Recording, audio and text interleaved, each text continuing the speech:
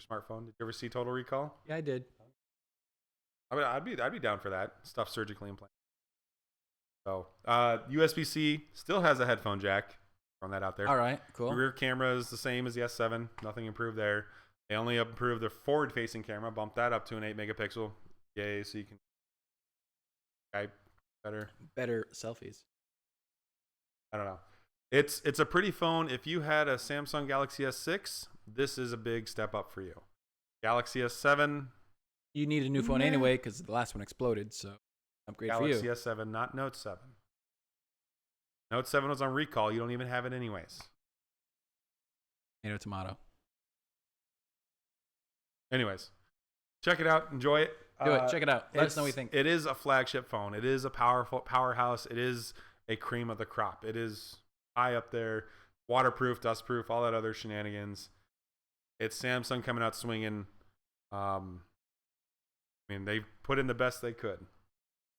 Let us know what your thoughts are in the comments below or in the chat. Comments, chat, email us, text us, tweet at us. Tell us we're wrong. Troll us.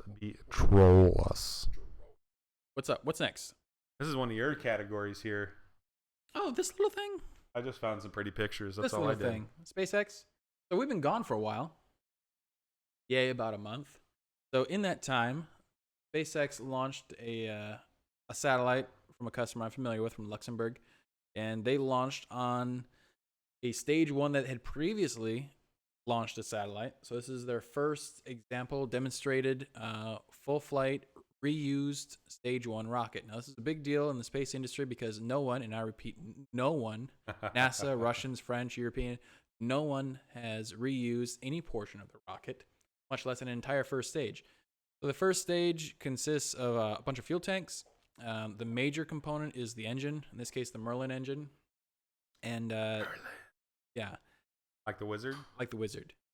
And so this thing launched and returned. Visible wand. Yeah. This originally had launched and returned to their to their sea-based platform.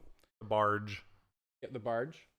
And while that's extremely, extremely impressive from an engineering point of view, they took that thing, investigated it, all the components they thought might be suspect for damage or for stress, salt, residue, ocean spray, from the dynamic pressure that it experiences during flight.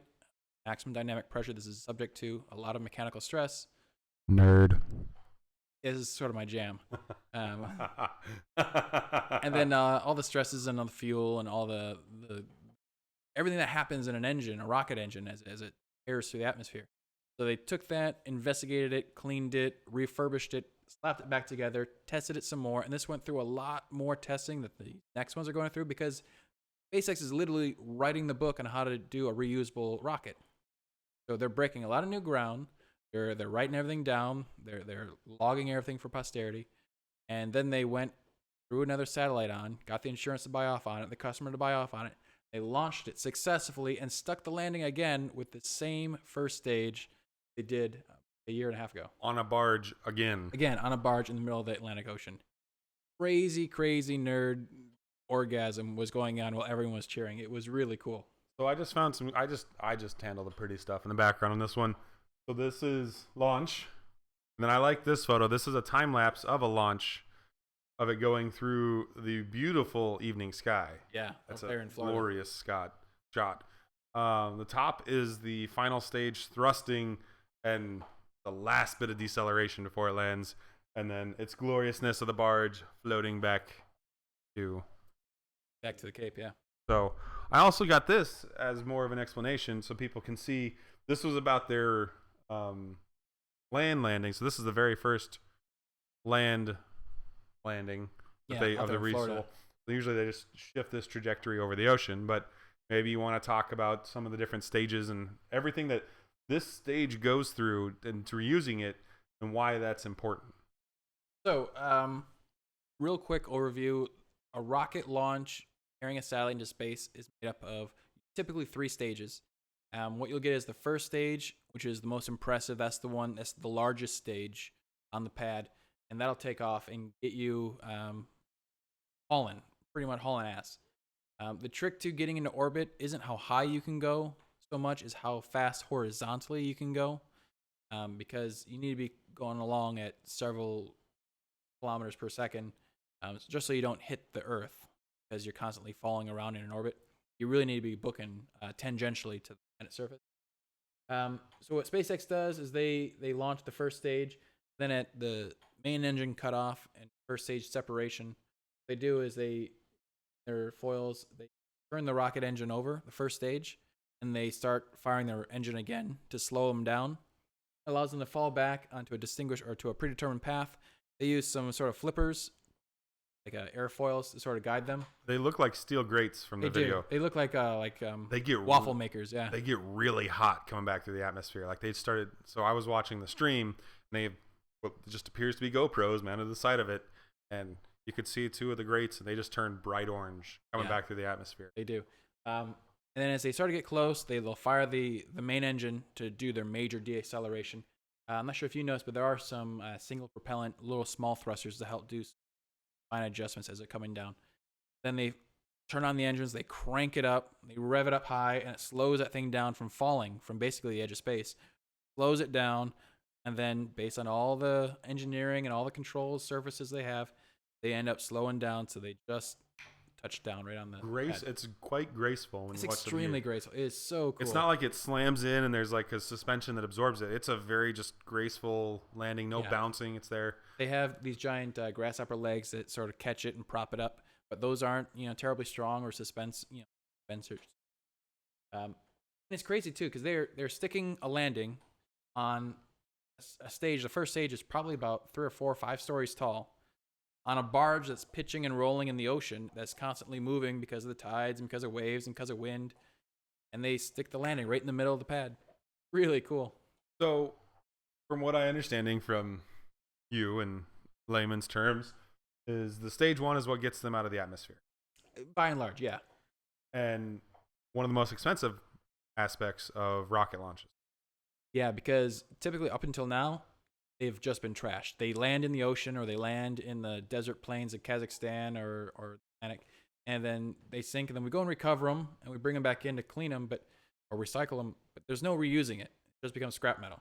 So what does this mean for your client and a company that wants to launch stuff in space? What does this mean monetarily? I mean, it's a business decision primarily. Yeah. So let me put it this way. So say you're a customer that wants to do telecommunications, kind of like Sirius Radio or DirecTV or something like that. Just sort of imagine that sort of service.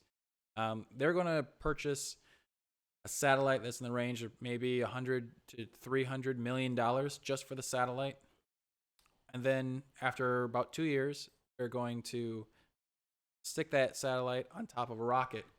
Anywhere, the industry right now, you can buy a rocket, an American rocket for like $130 million, down to a Russian rocket that's around 80 or 90 million, or a SpaceX rocket that's around like 80 million, or a little cheaper.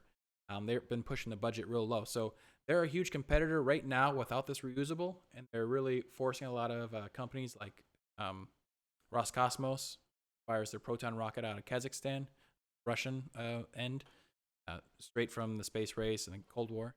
You have the European Space Agency that's based in French Guiana down South America. It's run by the French. They're looking really hard at their financials, how they're going to compete with SpaceX, because SpaceX is going crazy with this. And by having a reusable first stage, they can get turned around. And they're talking about launching it, having it returned to the pad, boating it in, refurbishing it, and launching it the next day. They're talking a 24-hour turnaround, their next goal. So there's not really a whole lot of everything sounds like on it's designed to be reusable, and there's nothing that they have to go in and swap out parts and everything. There may be some parts they need to turn out. Basic parts or easily replaceable parts. Designed to be replaced parts, yeah. But that's going to turn this price figure from, say, ballpark around $100 million, $80 million, down to like the $60 million range, the $50 million range.